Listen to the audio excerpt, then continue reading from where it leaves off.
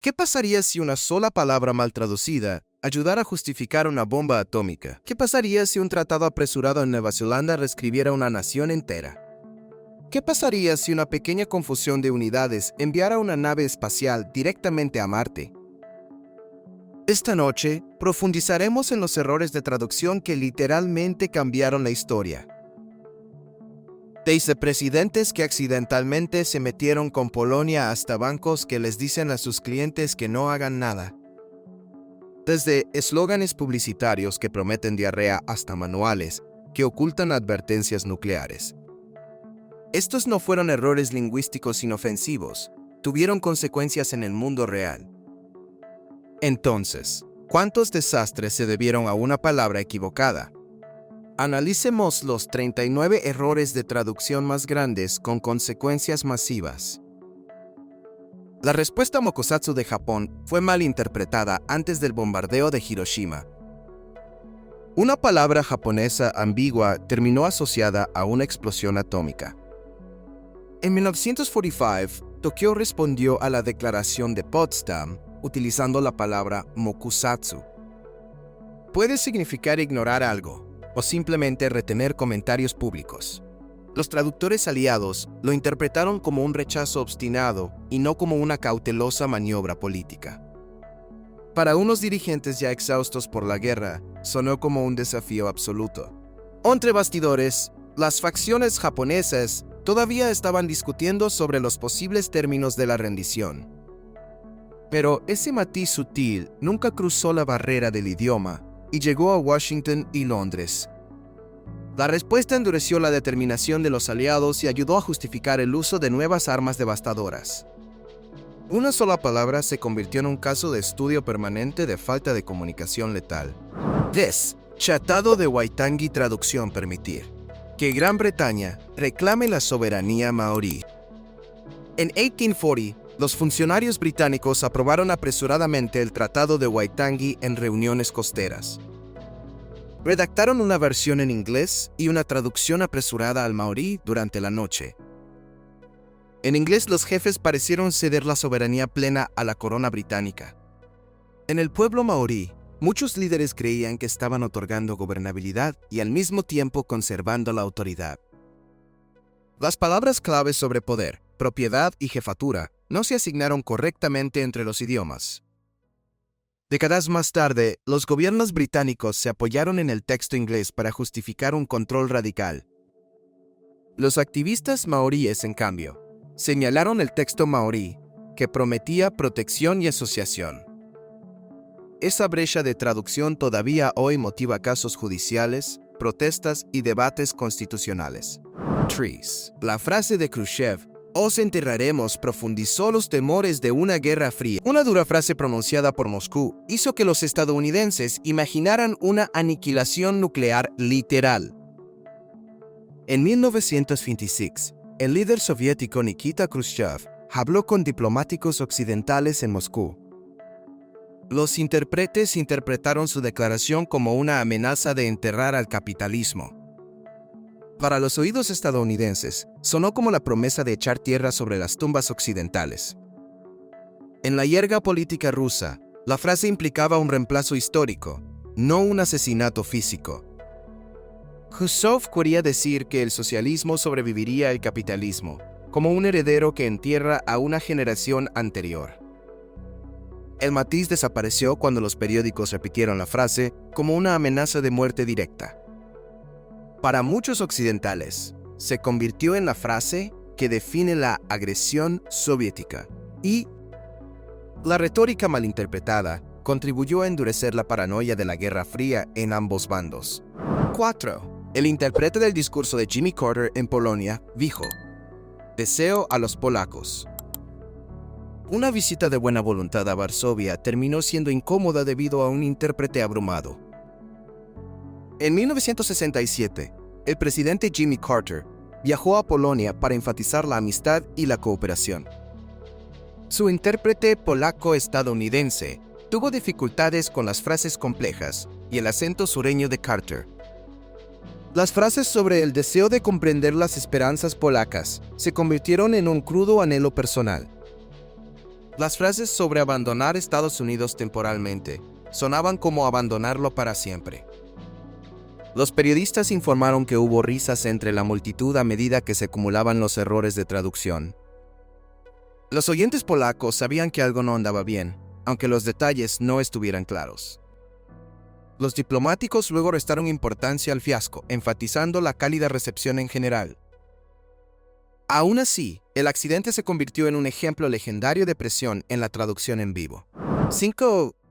La leyenda de la traducción de Ich bin im Berliner Jelly Donut. Uno de los supuestos errores de traducción más famosos nunca ocurrió. En 1963, John F. Kennedy se dirigió a Berlín Occidental cerca de la Puerta de Brandeburgo. Se declaró berlinés para mostrar solidaridad con la ciudad dividida. Más tarde, los angloparlantes afirmaron que accidentalmente se llamó a sí mismo Donut de gelatina. En realidad, los berlineses utilizan una palabra totalmente distinta para ese pastel. La gramática alemana también hace que su formulación sea perfectamente aceptable en este contexto figurativo. Las multitudes en Berlín aplaudieron, no rieron, cuando oyeron esa frase. El chiste de la dona recién se difundió décadas después, como una peculiar anécdota muestra cómo un error imaginario puede eclipsar un momento histórico poderoso. 6. La estatua del Moisés con cuernos de Miguel Ángel nació de un error de traducción al latín.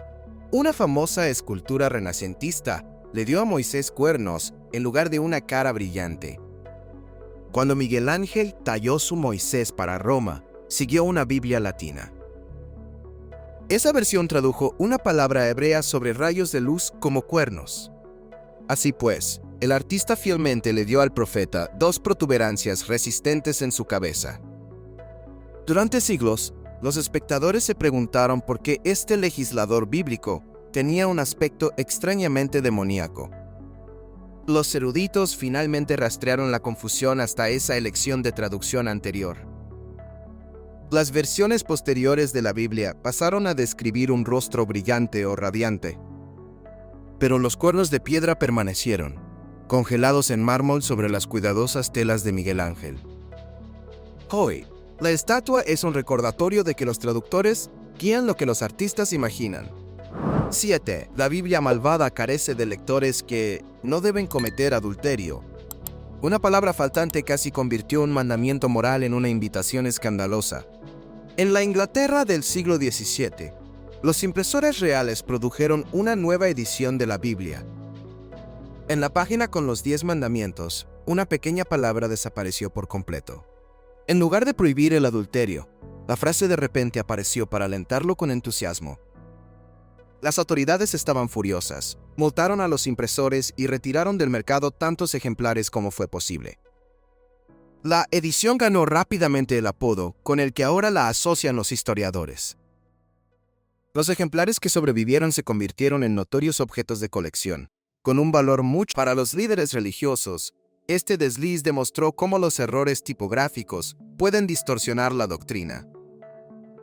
Todo a partir de una palabra de 3 letras que accidentalmente quedó fuera de una página abarrotada. 8. Virgen o jovencita. Una traducción de la Biblia que moldea la natividad. La historia de Navidad que mucha gente conoce se basa en parte en un adjetivo complicado. Una antigua profecía hebrea menciona a un niño nacido de una mujer joven. Cuando los traductores lo tradujeron al griego, utilizaron una palabra que implicaba virginidad.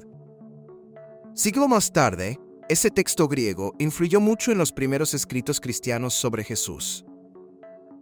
Los detalles moldearon la forma en que los creyentes imaginaban a María, los milagros y la intervención divina. Algunos eruditos sostienen que la línea original significaba cualquier mujer joven en edad de casarse. Otros definen la lectura tradicional como coherente con la interpretación teológica posterior. De cualquier manera, una sola elección de vocabulario cambió las expectativas en torno a toda una religión. Muestra cómo la teología puede girar en torno a una palabra flexible. 9. Mar Rojo o Mar de los Juncos. Geografía del Éxodo perdida en la traducción. Una escena de milagro famosa puede depender del cuerpo de agua que imagines. En el libro del Éxodo, Los israelitas que huyen cruzan un mar que se abre repentinamente. La redacción hebrea sugiere pantanos de juncos poco profundos en lugar del profundo golfo de agua salada de la actualidad. Los traductores antiguos lo tradujeron como un mar de colores más dramáticos. Con el tiempo, el arte y la predicación adoptaron la imagen más grandiosa de olas imponentes. Algunos historiadores sostienen que el cruce de un pantano se ajusta a la geografía local y a los patrones climáticos. Para los creyentes, la ubicación precisa importa menos que el significado de la liberación. Pero la elección de la traducción todavía da forma a los mapas, las películas y las ilustraciones de la escuela dominical. Diferentes mares crean imágenes mentales muy diferentes de esa escapada de medianoche. Teia, número de la bestia, 666 o 66. Confusión en la traducción. A los fanáticos de Apocalipsis les encanta discutir sobre un número que podría no tener solución. El libro del Apocalipsis nombra una figura misteriosa con un valor codificado. La mayoría de las Biblias impresas dan el famoso 666 como ese número. Pero algunos manuscritos antiguos enumeran un trío de dígitos ligeramente diferente. Los académicos debaten si los escribas copiaron mal los símbolos o corrigieron lo que creían que estaba mal. Ambos números pueden vincularse a figuras políticas utilizando antiguos sistemas. Durante siglos, la gente ha asociado el código con el villano al que temían. La variación muestra cuán frágil se vuelve la numerología cuando los manuscritos no están de acuerdo. Incluso un solo dígito modificado puede alimentar interminables especulaciones sobre profecías y pánico. Once, la traducción del infierno del Seol ayudó a definir siglos de enseñanza cristiana. Las ideas de castigo ardiente deben mucho a cómo se traducían las palabras más antiguas. Los textos hebreos antiguos mencionan un inframundo sombrío más parecido a una tumba o un pozo. Cuando estos pasajes pasaron al griego y al latín, los términos cambiaron hacia el castigo. Varias palabras para cementerios, vertederos urbanos y reinos del inframundo combinadas. Los traductores a menudo elegían un único término dramático que enfatizaba el tormento y el fuego. Los predicadores luego construyeron imágenes detalladas de la tortura eterna sobre esas representaciones. Los eruditos modernos a veces apuntan al concepto original, más simple y sombrío. Sin embargo, la cultura pop todavía imagina una caverna ardiente muy por debajo de la tierra. La traducción apiló imagen tras imagen hasta que se solidificó todo un paisaje espiritual. 2. El Mars Climate Orbiter se perdió debido a un error en la traducción de unidades métricas a imperiales. Una nave espacial robótica se desintegró porque dos equipos de ingenieros hablaban lenguajes de medición diferentes. En 1999, la sonda Mars Climate Orbiter de la NASA se acercó al planeta rojo después de meses de viaje. El software de navegación esperaba que los datos del propulsor se expresaran en newtons segundos métricos de fuerza. En cambio, el código de un contratista alimentó los números del sistema en antiguas unidades imperiales. ¿Ya? Bueno, esta es una conexión de que el desajuste empujó lentamente a la nave espacial hacia una trayectoria marciana peligrosamente baja. Cuando los controladores se dieron cuenta de que algo andaba mal, ya era demasiado tarde. La sonda se sumergió en la atmósfera y probablemente se desintegró casi instantáneamente. La pérdida se convirtió en un caso de estudio clásico en conversión de unidades y comunicación. La historia espacial recibió un recordatorio muy costoso para volver a verificar las suposiciones compartidas. Tracy desastró del combustible del planeador Gimli debido a una confusión en la conversión de libras y kilogramos. Un vuelo rutinario de Air Canada se convirtió repentinamente en un planeador gigante sin motor. En 1943, los equipos de tierra calcularon el combustible para aviones utilizando unidades métricas recién introducidas. Convirtieron los números incorrectamente, cargando menos de la mitad de la cantidad requerida. Algunas cifras estaban en libras, otras en kilogramos, y nadie las conciliaba. En pleno vuelo sobre Canadá, ambos motores se apagaron con unos minutos de diferencia. El capitán Robert Pearson y el primer oficial Maurice Quintal planearon hacia un aeródromo fuera de servicio. Aquella pista abandonada en Gimli, Manitoba, estaba siendo utilizada para carreras de coches. Los pilotos hicieron avanzar el silencioso avión entre los coches y los espectadores y aterrizaron sin víctimas mortales. El incidente empujó a las aerolíneas a reforzar la capacitación en torno a las conversiones de unidades y listas de verificación. 14. El eje de la montaña espacial de Tokyo Disneyland se pide en pulgada. Un tren de una montaña rusa se descarriló porque una pieza de repuesto estaba ligeramente defectuosa. El diseño original utilizaba medidas métricas comunes en los estándares de fabricación japoneses. Alguien realizó un nuevo pedido utilizando especificaciones más antiguas basadas en pulgadas de la documentación anterior. Los ejes resultantes tenían casi el tamaño correcto, pero no del todo. Un pequeño espacio adicional permite que las piezas vibren, aflojando los componentes con el paso del tiempo. Account de TP, Andrat a TP. Un día, una rueda se desprendió y descarriló un coche en la vía. Los pasajeros quedaron conmocionados, pero milagrosamente evitaron lesiones graves en el incidente. Los investigadores rastrearon todo hasta unos dibujos de medidas mixtas que se encontraban en los archivos. Quince, el plato para chuparse los dedos de KFC, se convirtió en un plato para comerse los dedos en China. Las marcas de comida rápida sufrieron un choque cultural cuando un eslogan pasó al mandarín. Una cadena de pollo frito trajo su famoso lema a China durante su rápida expansión. Los traductores intentaron capturar la idea lúdica de que la comida tenga un sabor increíblemente bueno.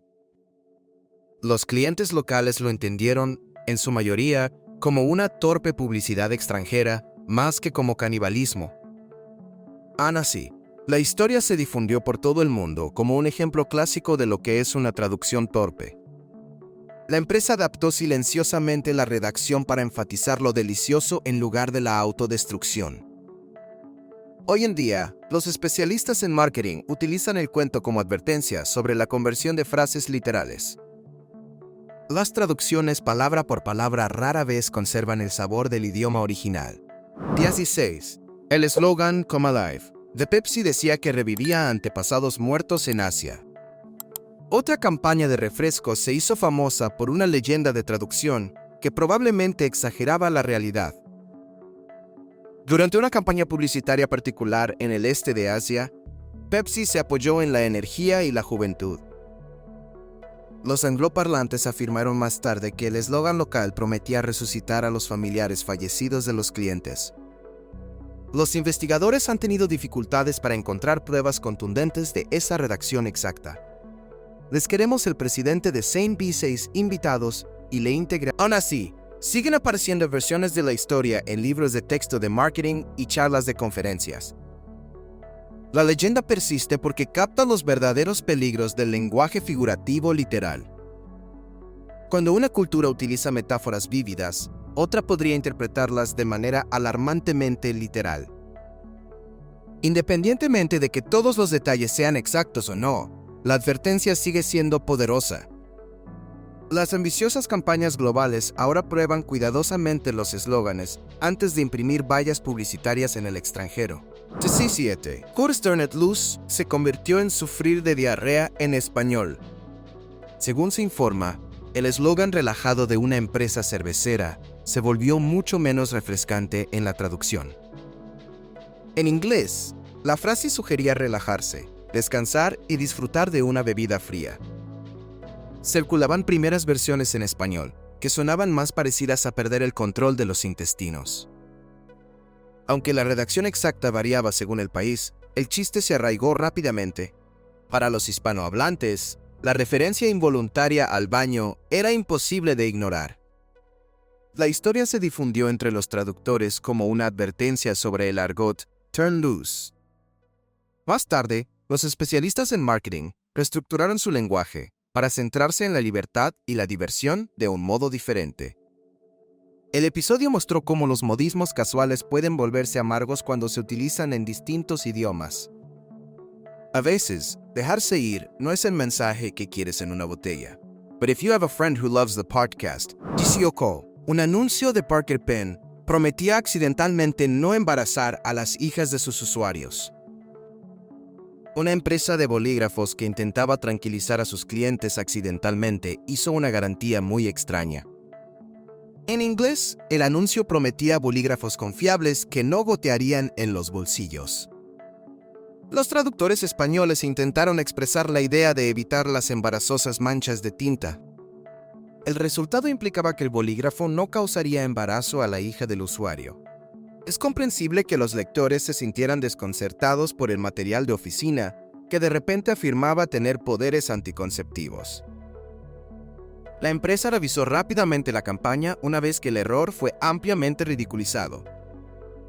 Detrás del humor había una lección seria sobre cómo comprobar las connotaciones, no solo los significados del diccionario. La precisión importa cuando tu frase aparece en vallas publicitarias y páginas de revistas brillantes. Y S9, la campaña Got Milk, preguntó a los consumidores españoles: ¿están amamantando? Un eslogan de productos lácteos que había tenido mucho éxito tropezó al ser adoptado por otro idioma. En Estados Unidos, la pregunta sobre si tomar leche parecía un juego y una provocación.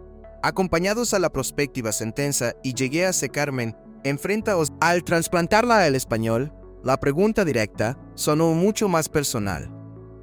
Se alineaba incómodamente con la pregunta de si alguien estaba produciendo leche materna en ese momento. Para muchos consumidores hispanohablantes, la redacción resultó intrusiva en lugar de encantadoramente informal. Los organizadores de la campaña ajustaron su redacción para centrarse en los huesos fuertes y los momentos familiares. El incidente se convirtió en un tema recurrente en los talleres de marketing y traducción. Muestra cómo las preguntas breves pueden conllevar un bagaje cultural muy diferente.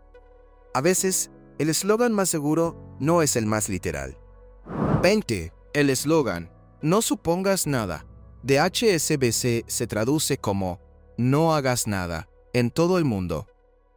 Un banco global pagó millones para arreglar un error de marca de 3 palabras. Su eslogan en inglés animaba a los clientes a no hacer suposiciones sobre sus posibilidades financieras.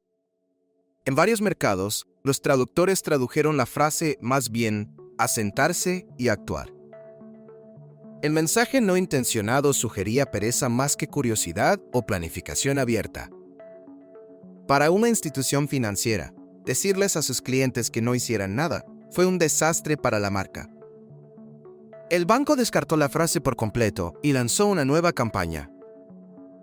Los costos de cambio de marca se dispararon a medida que fue necesario reemplazar la señalización, los folletos y los anuncios comerciales. Los ejecutivos citaron más tarde el episodio como una dolorosa historia de advertencia sobre el presupuesto de traducción.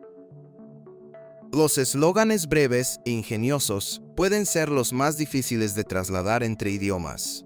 21. La noticia "nada apesta como un Electrolux" de Electrolux confundió a los compradores estadounidenses. Un fabricante sueco de aspiradoras recurrió deliberadamente a un doble sentido que resultó contraproducente en el extranjero. En Gran Bretaña, el tono lúdico del eslogan encajaba con una cultura acostumbrada a los anuncios atrevidos. La palabra que sugiere succión y mala calidad creó una pequeña contradicción memorable. Cuando la misma frase apareció en Estados Unidos, el contexto cambió drásticamente.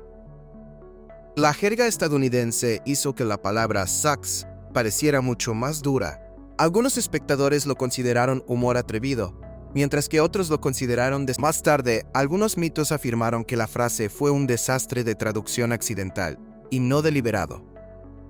De cualquier manera, se volvió legendario en los círculos publicitarios por su redacción para llamar la atención. A veces, ser demasiado inteligente puede llegar a convertirse en un insulto autoinvoluntario. 22. El nombre Mitsubishi Pajero significaba un insulto vulgar en los mercados españoles. Un vehículo todoterreno llegó a países de habla hispana con un nombre muy desafortunado. En japonés, la denominación del modelo sonaba robusta y distintiva para un vehículo con tracción en las 4 ruedas. Los hispanohablantes, sin embargo, inmediatamente lo reconocieron como una palabra de jerga obscena. Los concesionarios temían que los compradores familiares dudaran en estacionar esa placa afuera. En lugar de confiar en que los clientes pasaran por alto el insulto, los especialistas en marketing reaccionaron rápidamente. En muchos países, el vehículo fue rebautizado con un nombre diferente y más limpio. Los aficionados a los automóviles todavía utilizan la etiqueta original, pero los folletos rara vez lo hacen. El caso es ahora material estándar en seminarios sobre nombres interculturales en todo el mundo. Probar los nombres de los productos con hablantes nativos se convirtió después en un punto de control no negociable. 23. Leyenda urbana del Chevy Nova sobre no se traduce al español. Durante décadas la gente repitió una historia sobre un automóvil que supuestamente nunca se vendió. El cuento afirma que los hispanohablantes evitaban el modelo porque su nombre significaba no ir. En realidad, el vehículo se vendió razonablemente bien en varios mercados latinos. Los conductores hispanohablantes lo entendieron fácilmente como una marca y no como una frase literal. Los lingüistas han señalado que aparecen construcciones similares en otros nombres de productos. Aún así, la leyenda se niega a morir en las presentaciones de marketing y los libros de negocios.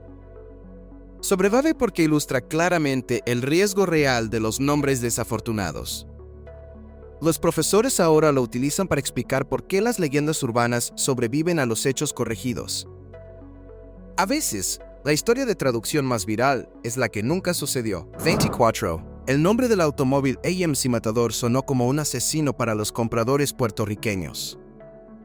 Otra empresa automovilística aprendió que las imágenes heroicas en una cultura pueden sonar sombrías en otra. En inglés, el nombre del modelo evoca a un torero atrevido que afronta el peligro con estilo. En Puerto Rico la palabra se superponía con asociaciones de matanza y conflicto violento. Chapuzán y Modeno. Para un automóvil familiar de mediados de los años 70, esa no era la imagen ideal para la entrada de su casa.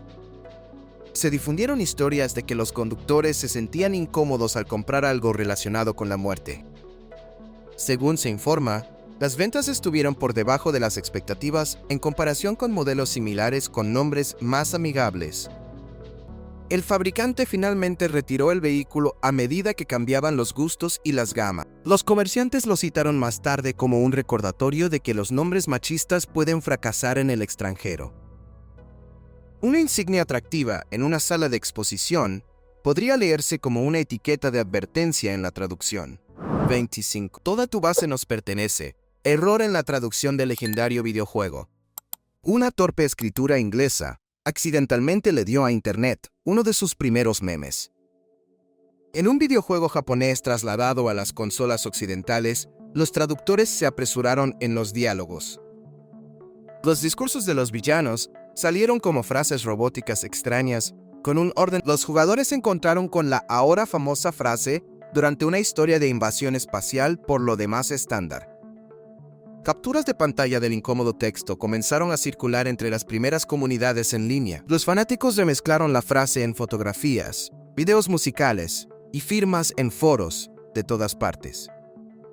El juego en sí se desvaneció, pero su advertencia mal traducida se negó a desaparecer. Hoy en día, esa frase sobrevive como abreviatura de esfuerzos de localización gloriosamente malos. Un trabajo de traducción de bajo presupuesto terminó moldeando la cultura de Internet durante años. 26. Señal de tráfico galesa, utilizada para la respuesta automática del correo electrónico de fuera de la oficina del traductor. Y todos pasos en las censas de la fría. Una señal de tráfico británica inmortalizó accidentalmente un error de oficina muy humano. Los funcionarios de Gales necesitaban una señal de advertencia bilingüe para los camiones cerca de un supermercado. Enviaron por correo electrónico su texto en inglés a un traductor y esperaron la versión en galés. La respuesta automática del traductor explicó cortésmente que no estaban disponibles en ese momento. En lugar de esperar, el personal, sin saberlo, pegó todo el mensaje en el cartel. Pronto, los conductores vieron instrucciones en inglés sobre un párrafo en galés que decía que el traductor estaba ausente. Los lugareños rápidamente se dieron cuenta y compartieron fotos, convirtiendo el error en noticia nacional. El cartel fue retirado y reemplazado una vez que el error fue burlado públicamente. Se convirtió instantáneamente en un ejemplo clásico de por qué la revisión humana todavía importa.